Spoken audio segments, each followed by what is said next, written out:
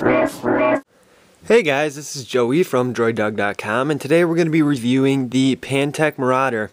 This is a new basic entry-level phone from Verizon, and actually it is I've come away pleasantly surprised. It packs a full QWERTY keyboard, which is something we don't see that often from many phone manufacturers. I mean, we see the Droid line, the original Droid line, the Droid 4 from Verizon, but other than that, we're seeing mostly low-end phones kind of like this with the keyboard still attached. Now, this one is actually a bit of a powerhouse. It has a Snapdragon S4 processor clocked at 1.2 gigahertz, a gig of RAM, 4G LTE connectivity. On the back, there is a 5-megapixel camera, and as we can see, there is the Verizon logo, 4G, and Pantech. Now, this device runs a custom Pantech UI as well, and it's actually got two built-in launchers. We'll take a peek at the hardware first. Right here we have the back button, the home button, the app switching button, and there's a dedicated menu button. Unlike something like the HTC One X, which it simulates the menu button at the bottom row right here.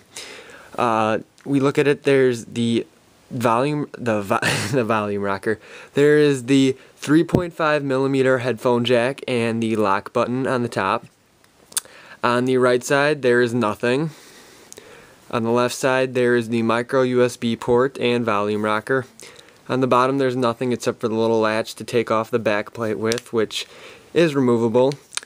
Right here on the back we have the back plate, which includes a 5-megapixel camera along with the speaker right here at the bottom, and your various logos. Now we take off the back here, and we've got a couple of goodies going on under there. If I can open this up, we've got the micro SIM card right there, along with the micro SD card slot and a 1680 milliamp hour battery. So now we'll look a little bit more into the device's software itself. Like I said before, it's got this custom Pantech UI that is, it's different. I'll give it that first of all. Now, here's the lock screen. This is the regular lock screen for the non-starter edition of the phone. We just drag that icon in, but we can quick access the music, phone, messaging, camera, and email. Now, this isn't Gmail. This is the regular email client, so you can load your Gmail in there, but it's not the full Google Gmail experience. This is it. It's got 5 home screens along with a bottom row right here. Now this is what I find really useful, and I haven't necessarily utilized it, but you can swipe the dock bar down here on the bottom. So I could take, let's say, gallery right here, put it on the bottom row, and camera, and put it on the bottom row, and then I can swipe through the bottom row along with swiping with the top row up here. Really a nifty feature on Pantech's part, and this UI, I've been really enjoying it. There's a bunch of custom widgets, like right here's a weather one, right here is your clock widget, and it just looks cool, it looks good, and it's a more vibrant UI, it's more upbeat versus some of the dark UIs we've seen in the last year. It's Android 4.0.4, I believe. If not, it's 4.0.3. Right here we've got all of your apps, and it's just the typical, it looks a little different, but it functions the same way a stock Android would. There's speed test. So we're going through the apps here. Now, one thing that we'll also look at here is the starter UI. Let me just go into settings. Oh, miss settings. Settings. Mode change. You just go to mode change, you can switch it to starter mode. Okay. Now it's going to completely relaunch the actual launcher of the device. Now, the lock screen took away all the various options, and now I can just drag up to unlock. There's a bigger clock. Right here's a clock. You can add various contacts on the bottom here. The dock is no longer swipeable. It's just phone, messaging, voicemail, apps. And basically what it's trying to simulate here is there's 4 lock screens, each with a specific function. The one on the far right here is the web browser. The one next to it is the dialer. So there's actually a widget for the dialer that you can make phone calls from. There's the regular home screen, which has got the weather widget along with where you can add some contacts. And then we've got a favorites app section, which right there you can easily edit. And one thing is, you can't really adjust anything in this. And acts a lot like a feature phone UI, but then again, it's an Android phone, and you know, you can still utilize it as such, so like keep accidentally hitting that. So I mean, right here we've just got all of our stuff, and then we go into apps. It actually only gives 8 apps right here, but you can click more apps, and you got everything in there. Plus up here gives you access to the Google Play Store and Verizon apps by default. So on that front, it's good. One thing I like to take a look at is messaging apps. So right here, take a look at the messaging app. Right here is the stock Pantech keyboard. And let's see, when I made the unboxing video, the camera did not really want to focus on the messaging app, and I think that's just because it's so bright. But right here, we will send it to Hey W. This is a stock Pantech keyboard. And also included on the phone, actually, I like the Pantech keyboard. It's not perfect, it's not my favorite, but I do like it.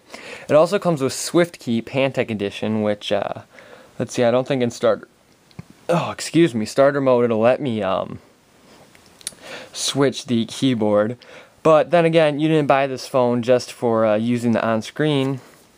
It's also got a full QWERTY keyboard, which it took a little while, but I've grown accustomed to. I'm not necessarily used to such a big keyboard, because phones with keyboards I have the most experience with are actually Blackberries. And this is a very, very, very different experience. So hey, what's up? How are you? And the camera might not even be catching this, but see, I'm not the best typer with the keyboard, and I gotta take my time. I mean, I've been using touch keyboards for a long, long time now. So using a traditional physical keyboard and one that actually isn't a BlackBerry has thrown me off a bit, although with some experience I believe that this keyboard is a great option. I mean, there's a good mesh, there's a decent click to it, if you can hear that. It's a good click to it, it feels good. It's not quite as crisp as a BlackBerry keyboard, but then again, there's really no competition to BlackBerry keyboards. Now that we've taken a look at the keyboard, another big thing is the camera, which I have found is actually incredibly mediocre. So here, I will take a photo. I don't even know where the camera is on this starter UI. I'm switching it back. No, where's settings? Alright, it's got to be in apps. Settings. And even the settings right here, everything is dumbed down to make it a more simple UI while still keeping the smartphone abilities on board. Mode, no, not lock screen. Set mode, standard mode, okay. Boom. Now we're back into standard mode. Okay, and as we can see here, all my changes are still in effect, like my added apps right here. We'll take the camera, and 1 second, I'm going to go take a picture.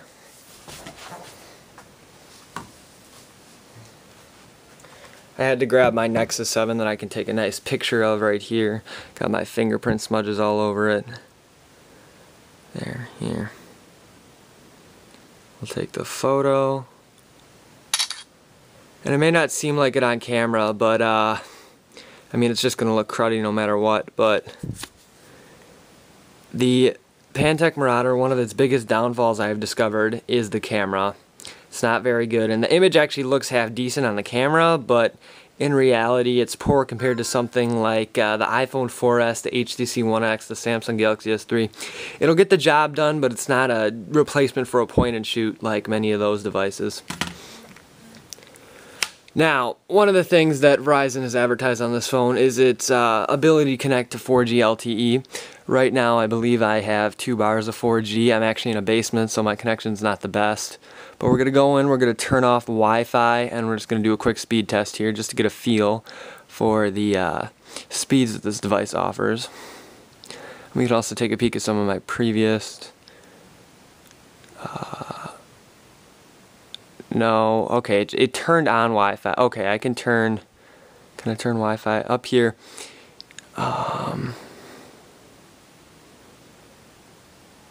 Wi-Fi is off. Okay. Then we'll switch to speed test. Do not turn on Wi-Fi. There. Okay. Now it's going to let us, yep, we're on 4G, so we'll begin the test here. Actually, we'll get rid of the Nexus right here. And this is why you don't do a speed test in the basement, because, oh, things are finally picking up here.